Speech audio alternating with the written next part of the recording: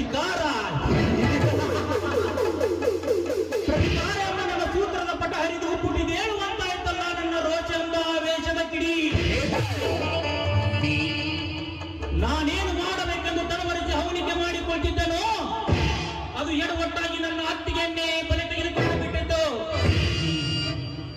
ಈ ನಾಡಿಗೆ ನಾಯಕನಾಗಿ ಮೆರೆಯಬೇಕೆಂದರೂ ಈ ಪಾಟೀಲನ ಕಣ್ಣು ತಪ್ಪಿಸಿ ಅದು ಯಾವ ಭೂತ ಬಂದು ನನ್ನ ಮನೆಗೆ ಸಾವು ತಂದಿತೋ ನಾನು ತಡೆಯಲಾರೆ.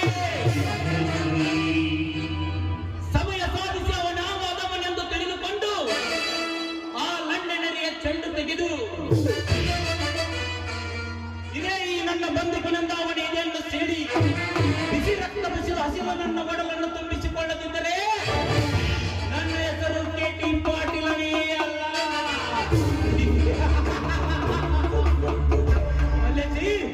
ಅದೇನಂತ ಅಪ್ಪನೆ ಮಾಡಿದರೆ ವರಿಯಿಂದ ಹೊರಬಂದ ಕಟ್ಟಗಟ್ಟೆ ರಕ್ತವೇ ಪಾನವಾಗಿ ಮಾಡಿಕೊಂಡು ಒಳ ಸೇರುವಂತೆ ಈ ಪಾಟೀಲನ ಬಂದೂಕಿಗೆ ಅದೇ ಬೇಕಾಗಿದೆ. ಸೇಡು ಸೇಡು ನನ್ನ ಎಂದು ನನ್ನ ಒಡಲೊಳಗೆ ಒದರಿ ಹೇಳುತ್ತಿದೆ, ರಕ್ತ ಕುಡಿಯುವ ರಾಕ್ಷಸ ನೀನಾಗು ಎಂದು. ಅದಕ್ಕೆ ಮಲ್ಲೆಸಿ ಈ ನಾಡಿನ ಬೆಳೆದ ಪಕ್ಷಿಗಳನ್ನೆಲ್ಲ ನಮ್ಮ ಬಲೆಗೆ ಬೀಳಿಸಲೇಬೇಕಾಗಿದೆ. ಆಯ್ತು ಗಡಿ ಆಯ್ತು. ಸರಿ, ಈ ಕಾಮರಾಜ ಗೌಡನ ಅಡಿಯ ಹುಡಿಯಾಗಿ ಯಾವನ್ನು ಬದುಕಬಾರದೆಂದು ನುಡಿವನು ಮೊದಲು ಅವನ ಅಡಿಯನ್ನು ಕಡಿದು ಹಾಕಿ ನನ್ನ ಮನಃಶಾಂತಿ ಮಾಡು. ಹಂತ ಹಂತವಾಗಿ ನನ್ನ ಒಂದೊಂದು ಕಾರ್ಯಗಳನ್ನು ಸಫಲ ಮಾಡುತ್ತಾ ಹೋಗು. ಅನಂತರ ನಾನಾಗುವೆ ಈ ನಾಡಿನ ಸಂಪತ್ತಿಗೆ ಒಡೆಯ.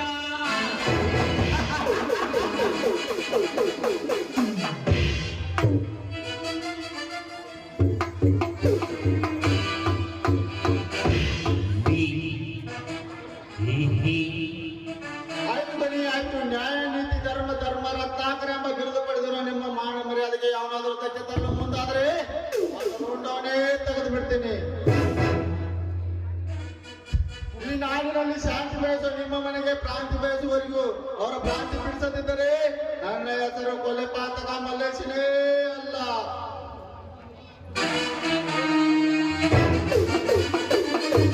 ಬನ್ನಿ, ದೊಡ್ಡ ದನಿಯರಿಗೆ ಶಾಂತಿ ಹೇಳೋಣ. ಹೌದು, ನಡಿ. ಮುಂದೆ ನನ್ನ ಆವೇಶಕ್ಕೆ ಅವರ ಮಾಂಸವೇ ಎಡಿ. ಬಾ ಹೋಗೋಣ.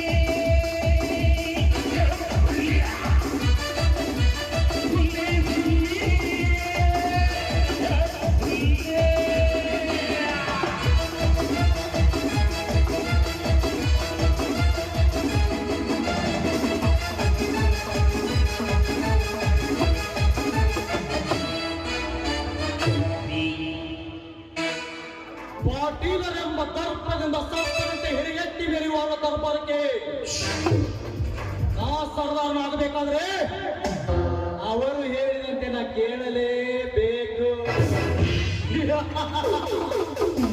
ಅಂದಾಗ ನನ್ನ ಪುಂಗಿಯ ನಾದಕ್ಕೆ ತಲೆ ಅಲ್ಲಾಡಿಸರು ಈ ನರನಾಗರು. ಕೆಟಿ ಪಾಟೀಲ,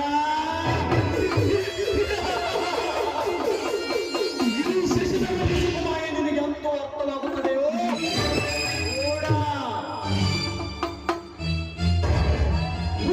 ನಿಮ್ಮ ನೆಪದಲ್ಲಿ ನಿಮ್ಮ ಮನೆ ಸೇರಿ ಮಸನ ಮಾಡಿದೆ ನಿನ್ನ ಅತ್ತಿಗೆಯ ಜೀವವನ್ನ.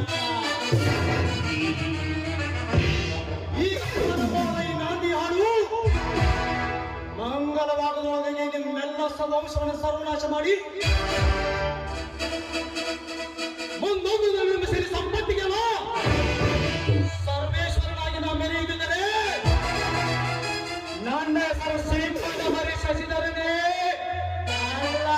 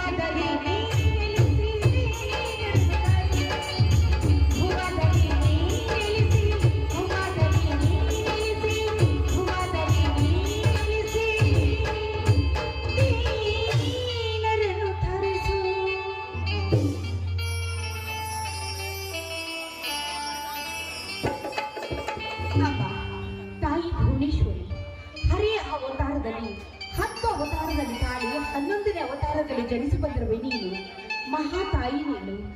ನೊಂದವರ ಬಾಳಿಗೆ ಬೆಳಕಾಗಿ ನಿಂತಿರುವ ಮಹಾತಾಯಿಯಮ್ಮ ನೀನು. ದುಷ್ಟರನ್ನು ಸಂಹಾರ ಮಾಡಿ ಶಿಷ್ಟರನ್ನು ಪರಿಪಾಲಿಸುವ ಮಹಾತಾಯಿ ನೀನು. ಈ ನಮ್ಮ ಪಾಟೀಲರೆಂಬ ಕುಟುಂಬಕ್ಕೆ ಯಾವ ರೀತಿ ಕಳಂಕ ಬರದ ಹಾಗೆ ಕಾಪಾಡುವ ಭಾರ ನೀನು.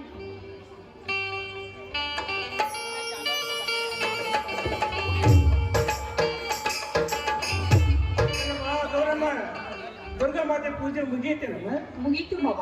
ನಿಮ್ಮ ಶಿವನ ಪೂಜೆ ಮುಗಿದ ತಕ್ಷಣ ನಾನು ಕೂಡ ಈ ಪೂಜೆ ಮಾಡಿದ್ದೇನೆ. ಇದಕ್ಕೂ ಪ್ರಸಾದ.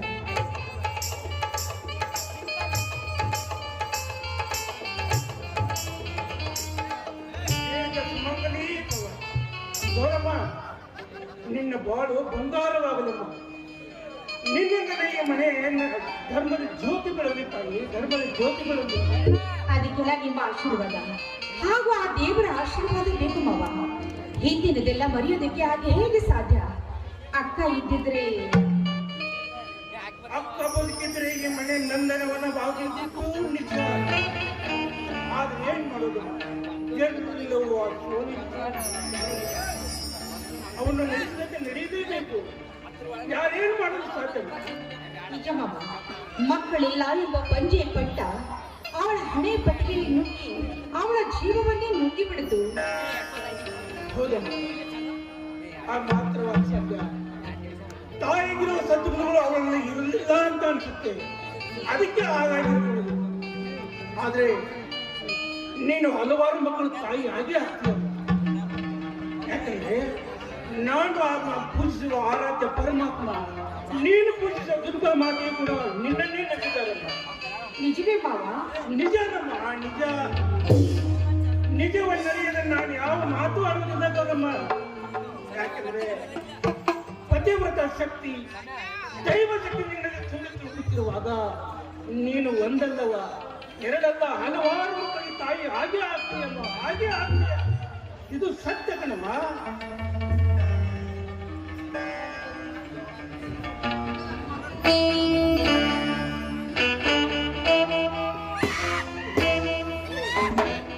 ಶಿವರಾಯ ಬಾ, ಎಲ್ಲೂ ನೀನಪ್ಪ ಎಷ್ಟೊತ್ತು? ಅಪ್ಪಾಜಿ, ಮೊನ್ನೆ ನಡೆದ ಬೆಳಗಾವಿ ಜಿಲ್ಲಾ ರಾಯಬಾಗ ತಾಲೂಕಿನ ಮಾಯನಹೊಂಡದಲ್ಲಿ ಮಾರುತಿ ಕಾರ್ತಿಕೋತ್ಸವದ ನಿಮಿತ್ತವಾಗಿ ಹಮ್ಮಿಕೊಂಡಂತಹ ಟಗರಿನ ಕಾಳಗದಲ್ಲಿ ನಾನು ಸಾಕಿದ ಲಕ್ಷ್ಮಣರಾಯ ಟಗರು ಪ್ರಥಮ ಸ್ಥಾನದಲ್ಲಿ ಬಂದು 25,000 ಬಹುಮಾನ ಪಡೆದುಕೊಳ್ಳೋದಷ್ಟೇ ಅಲ್ಲದೆ ಈ ಬೆಳ್ಳಿಯ ಬಹುಮಾನವನ್ನು ಕೂಡ ಕೊಟ್ಟರು. ಅಪ್ಪ, ನನಗೆ ಆಶೀರ್ವಾದ ಮಾಡಿ.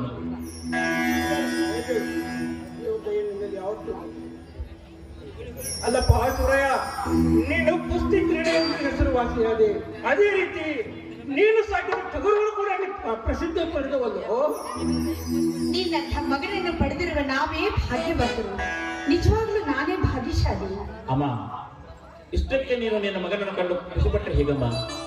ಮುಂದೆ ಬರುವ ಕಾಲಮಾನದಲ್ಲಿ ಈ ನಿನ್ನ ಮಗ ಮಾಡಬೇಕಾದಂತ ಕೆಲಸ ಕಾರ್ಯಗಳು ಸಾಕಷ್ಟಿವೆ. ಅಲ್ಲಿವರೆಗೆ ಹಿಂದಾದ ಘಟನೆಗಳನ್ನು ಸದಾ ನಾವು ನೆನಪು ಮಾಡಿಕೊಳ್ಳಬೇಕಷ್ಟೇ. ಅಂದ್ರೇನಪ್ಪ ನನ್ನ ಮಕ್ಕಳು?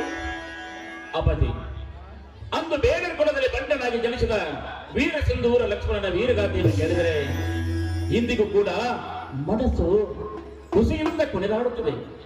ನೋಡಪ್ಪ, ಅವತ್ತು ತನ್ನ ಅಳಿಯಂದರ ಗುಂಪು ಕಟ್ಟಿಕೊಂಡು ತನ್ನ ತಂಗಿಗಾದ ಅವಮಾನವನ್ನು ಸಹಿಸಲಾರದೆ ತಂಗಿ ವೆಂಕಟಪ್ಪ ನಾಯಕನ ರುಂಡವನ್ನು ಚೆಂದಾಡಿ ಅವಿಸು ಬಾಗಿಲಿಗೆ ಕಟ್ಟಿದವನ ಸೂರತನ ಅಷ್ಟೇ ಅಲ್ಲ ತಂದೆ, ಇಡೀ ಬ್ರಿಟಿಷ್ ಸರ್ಕಾರವನ್ನೇ ಗಡಗಡ ನಡೆಸಿದ ವೀರ ಸಿಂಧೂರ ಲಕ್ಷ್ಮಣ ಬಡವರ ಗೋಣವಿರುವುದು ಸತ್ತಿನ ಶ್ರೀಮಂತನೆಂದು ಅಟ್ಟಹಾಸದಿಂದ ಮೆರೆಯುತ್ತಿರುವ ಎಷ್ಟೋ ಶ್ರೀಮಂತರ ಆಸ್ತಿಯನ್ನು ಕಸಿದುಕೊಂಡು ನೊಂದು ಬೆಂದು ಬಾಡಿ ಹೋಗುತ್ತಿರುವ ಬಡವರ ಕಣ್ಣೀರು ಒರೆಸಲಿಕ್ಕೆ ಸಹಾಯ ಮಾಡಿದಂತ ಅವರ ಸೂರತನ ಮೆಚ್ಚಲೇಬೇಕಪ್ಪ, ಮೆಚ್ಚಲೇಬೇಕು. ಎಂತ ರೋಷ ಕಣಪ್ಪ, ಎಂತ ರೋಷ. ಅಪ್ಪಾಜಿ, ದೇಶ, ನಾಡು, ನುಡಿ, ಸಂಸ್ಕೃತಿ, ಭಾಷೆ ಅಂತ ಬಂದಾಗ ರೋಷ ಸಹಜವಾಗಲೇ ಹುಟ್ಟಬೇಕು. ದೇಶ ನಮಗೇನು ಕಟ್ಟಿದ್ದು ಅನ್ನೋದಕ್ಕಿಂತ ದೇಶಕ್ಕಾಗಿ ನಾವೇನು ಮಾಡಿದ್ವಿ ಅಂತ ವಿಚಾರ ಮಾಡಬೇಕು. ಅವತ್ತು ಕಿತ್ತೂರು ನಾಡಿನಲ್ಲಿ ವೀರರಾಣಿ ಚೆನ್ನಮ್ಮನ ಬಲಗೈ ಭಟ್ಟನಾದಂತ ಕ್ರಾಂತಿವೀರ ಸಂಗೊಳ್ಳಿ ರಾಯಣ್ಣ ತನ್ನ ತಾಯಿಯ ರಕ್ಷಣೆಗಾಗಿ, ನಾಡ ರಕ್ಷಣೆಗಾಗಿ ತನ್ನ ಪ್ರಾಣವನ್ನೇ ಒತ್ತೆ ಇಟ್ಟ.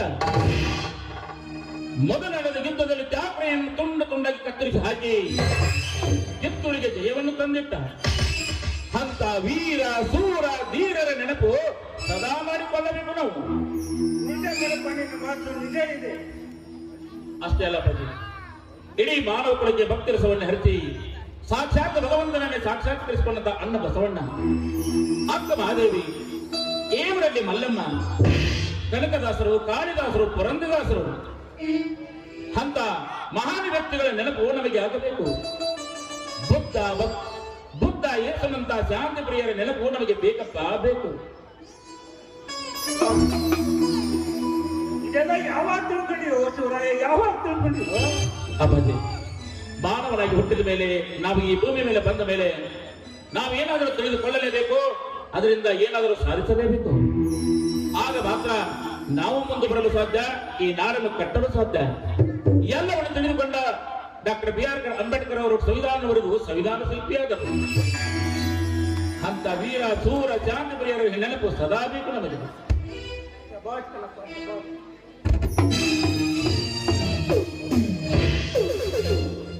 ಏನಪ್ಪ ಇದು ಆಕ್ರೋಶ? ಇದ್ಯಾವ ಸಭೆ ನಡೆದಿದೆ? ಬನ್ನಿ ಸ್ವಾಮಿ, ಶಿವರಾಯನ ಒಂದೊಂದು ಮಾತುಗಳನ್ನು ಕೇಳಿದ್ರೆ ನಿಜವಾಗಿ ಹೇಳಬೇಕೆಂದ್ರೆ ಹಸಿದ ಹೊಟ್ಟೆ ತುಂಬಿದಂತೆ ಆಗುತ್ತದೆ.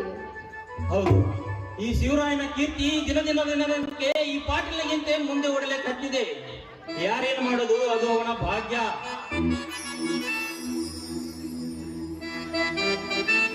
ಚಿಕ್ಕಪ್ಪ, ಅದು ತಮ್ಮ ಆಶೀರ್ವಾದ, ಆ ಭಗವಂತನ ಆಶೀರ್ವಾದ. ಹೀಗಿರ್ಬೇಕಾದ್ರೆ ಜಯ ನನ್ನದಾಗುವುದು ಮತ್ತೇನು ಸಾಧ್ಯ? ಇರಲಿ, ನಾವು ಈಗ ಬಂದ್ರೇನು? ಹೌದು, ಶಾಸಕರು ತಮ್ಮ ಸಾಧನೆ ಮೀಟಿಂಗ್ ಕರೆದಿದ್ದರು, ಅದಕ್ಕೆ ತಡವಾಯಿತು. ಹಾ ಇರಲಿ, ನಿನ್ನ ಕುರಿಕಾಯಿ ಕೆಲಸ ನೆಟ್ಟಗಿರಲಿ. ನೀನು ಕುಸ್ತಿಗಾಗಿ ಹೋದರೂ, ಟಗರಿನ ಕಣಕ್ಕೆ ಹೋದರೂ ನನ್ನ ಅಪ್ಪನ ಪಡೆದುಕೊಂಡು ಹೋಗಬೇಕು, ಗೊತ್ತಾ? ಆಗಲಿ ಚಿಕ್ಕಪ್ಪ, ಇದು ತಮ್ಮ ಆಶೀರ್ವಾದ ಅಂತ ತಿಳಿದುಕೊಂಡು ನಾನು ಎಲ್ಲೇ ಹೋಗಲಿ, ಯಾವ ಕೆಲಸವನ್ನ ಮಾಡಲಿ, ತಮ್ಮ ಮಾತನ್ನ ಚಾಚು ತಪ್ಪದೆ ಪಾಲಿಸ್ತೀನಿ. ಆಗಬಹುದಾ?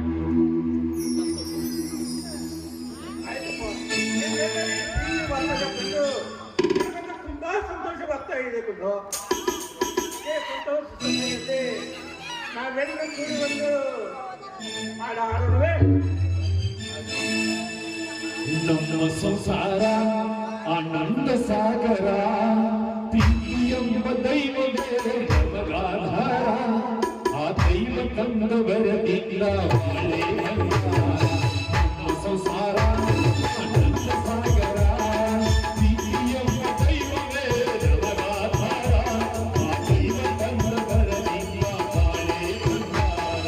ನಮ್ಮ ಸಂಸಾರ ಆನಂದ ಸಾಗರ, ನಮ್ಮ ಸಂಸಾರ ಆನಂದ ಸಾಗರ, ಪ್ರೀತಿಯೆಂಬ ದೈವವೇ ನಮಗಾಧಾರ, ಆ ದೈವ ತಂದ ಬರದಿಲ್ಲ ಬಾಳೆಯೇ ಬಂಗಾರ.